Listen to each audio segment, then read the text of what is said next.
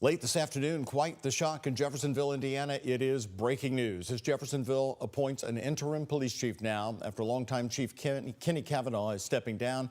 Cavanaugh has been chief for 10 years. Hello, everybody, and thanks for joining us. I'm Doug Proffitt. And I'm Connie Leonard. WHAS11's Clarice Shaley and photojournalist Levi Hammer just heard from Cavanaugh. Clarice?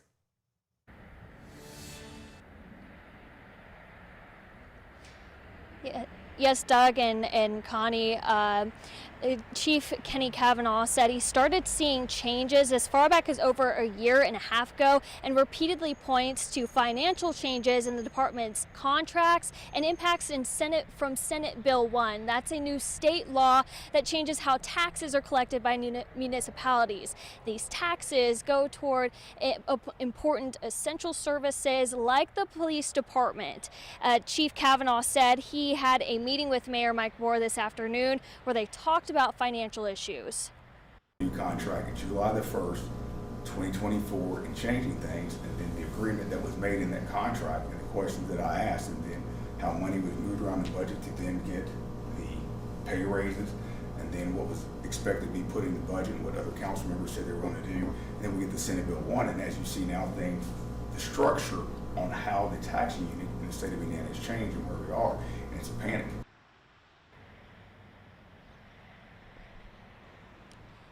In a news release, Mayor Moore wrote, quote, "I've concluded that we need a change in leadership in the department in light of the ongoing financial pressures facing the city." Now, Cavanaugh will be stepping down and serving still as a captain in the department, but Scott McVoy has been appointed to serve as interim chief. He most recently served as Cavanaugh's assistant chief, and Cavanaugh believes that this will eventually lead to him becoming the official next chief of the police department.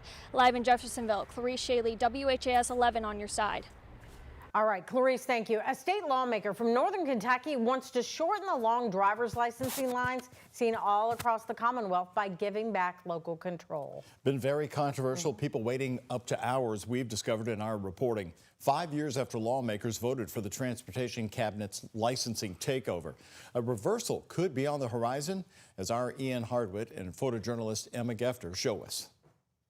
Especially if it's localized, they're going to be able to manage their resources a little better versus trying to spread it out across the state. Marshall Lee prefers the days when circuit court clerks issued and renewed driver's licenses. But under the Kentucky Transportation Cabinet, it only took him 45 minutes to renew with no appointment at the Bowman Field Regional Office. Much shorter than some of the 6-hour wait times we've reported throughout the year. It's absolutely a problem. Kentuckians should no longer have to wait weeks to get an appointment, drive multiple hours, wait all day, miss work, and then wait for their license in the mail any longer. Kentucky State Representative Savannah Maddox wants licensing responsibility returned to locally elected court clerks. Her 2025 bill on the issue failed to make it out of the Transportation Committee, but she believes growing discontent over long lines will help it pass in 2026. David Nicholson, Jefferson County's circuit court clerk, issued his last license over 3.5 years ago, but declined to comment. It is a bittersweet moment to have to say we've closed this chapter. On reopening that chapter, the Kentucky Association of Circuit Court Clerks says they have been in talks with state legislators and the governor's office about the possibility of taking that responsibility back. However, they did not provide us any specific details, and Representative Maddox says she expects their opposition. In Louisville, I'm Ian Hardwitt for WHAS 11 on your side. And we got a statement from the governor's office. They say the Transportation Cabinet has recently contracted 125 full-time staff and added a text message check-in system to shorten wait times. Spokesperson Scotty Ellis telling us and blaming the May 7th Real ID deadline, lower age requirements for permits, that means 15-year-olds who are now eligible to get a driver's license permit, and vision screenings for the slowdowns and the bigger lines at regional offices. Well, huge changes for a New Albany staple. Harvest Homecoming will not have the carnival rides of years past. The Harvest Homecoming Committee putting the update out on social media just this morning. Instead, the group says that they are highlighting their family-friendly features like food, live music, arts and crafts booths. This comes as the festival is making sweeping security changes this year in New Albany in response to the shooting at the festival in 2024. A young man from Cordon was killed when he was caught in the crossfire of a shooting. Now the festival will close an hour early Friday and Saturday nights and will have designated entry spots you must go through to get in. Organizers say the event will be weapon-free, with more police officers also patrolling for security.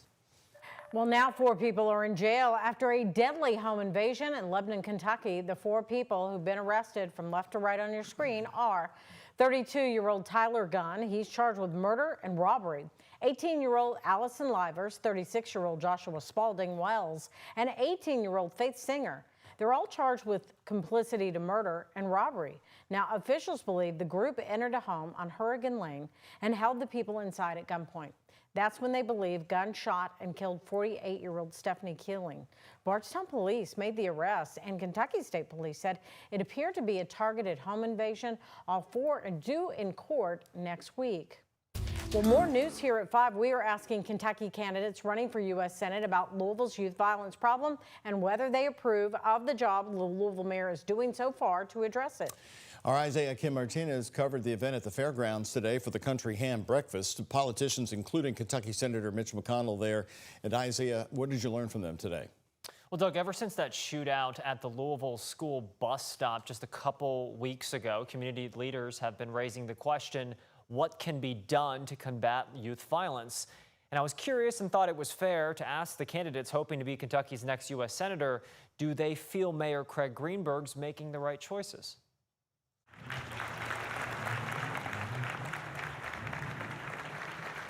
The Country Ham Breakfast in Louisville this year focused heavily on celebrating the legacy of Senator Mitch McConnell in his city. Afterward, I asked the candidates looking to replace him about the issue some still deem as Louisville's biggest problem. What do you think of Louisville's mayor and how he handles youth violence here? Look, I think the violence in Louisville has been an absolute disgrace. It's unacceptable what's happened in Louisville. That we have let the violence get so out of control. Strong words from Republican Nate Morris, running for U.S. Senate in Kentucky, about Democratic Mayor Craig Greenberg's effort to improve public safety. He runs the police department in Louisville.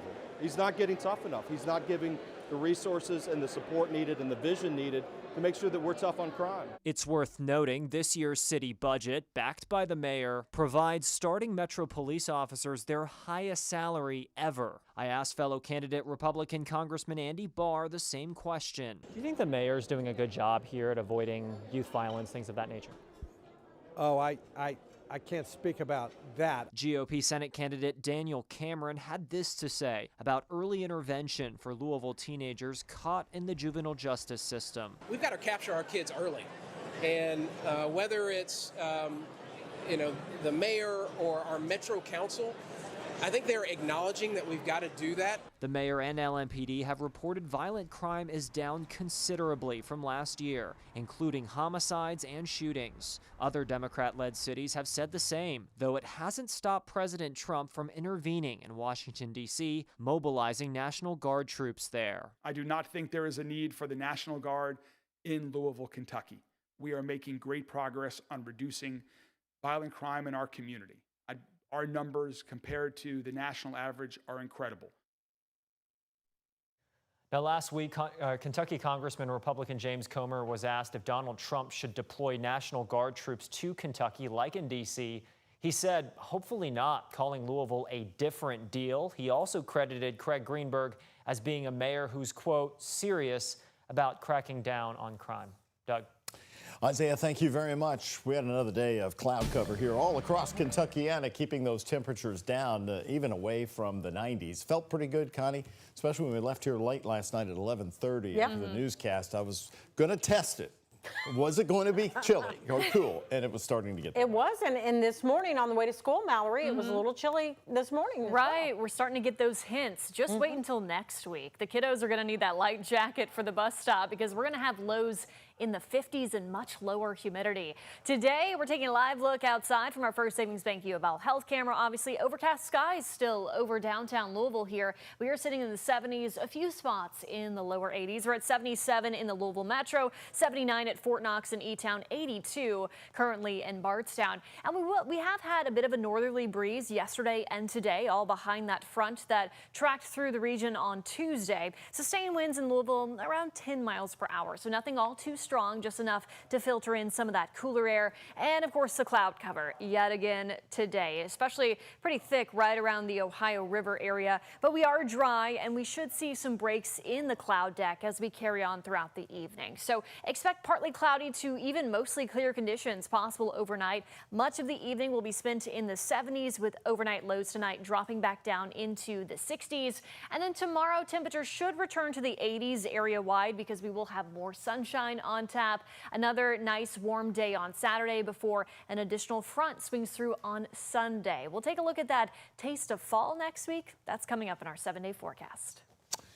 Mallory, thank you. More of our top stories here at 5. The LaRue County, Kentucky Board of Education considering a tax rate that will include the nickel tax. Superintendent Adrienne Warren says that the county needs a new high school because the current one is overcrowded. Many students in LaRue County travel to other districts for trade programs and specialized learning opportunities. But if they had to return to the current building, there would not be enough room. The tax hike would also help with other facility upgrades.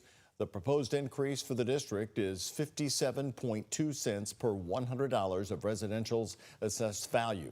And this will cost approximately $42 additional per year. Again, an increase of $42 for a home valued at $100,000.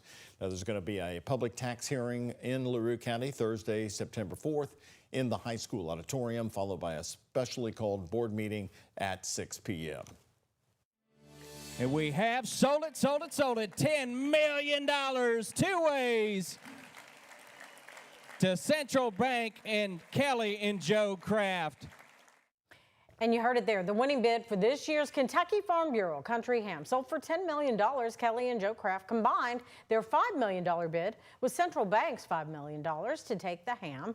This is the second time the Krafts have partnered with the bank for the auction. They did the same thing back in 2023.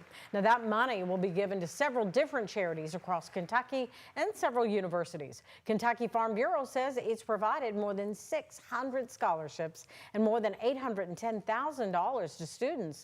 This year's ham weighed 16.5 pounds.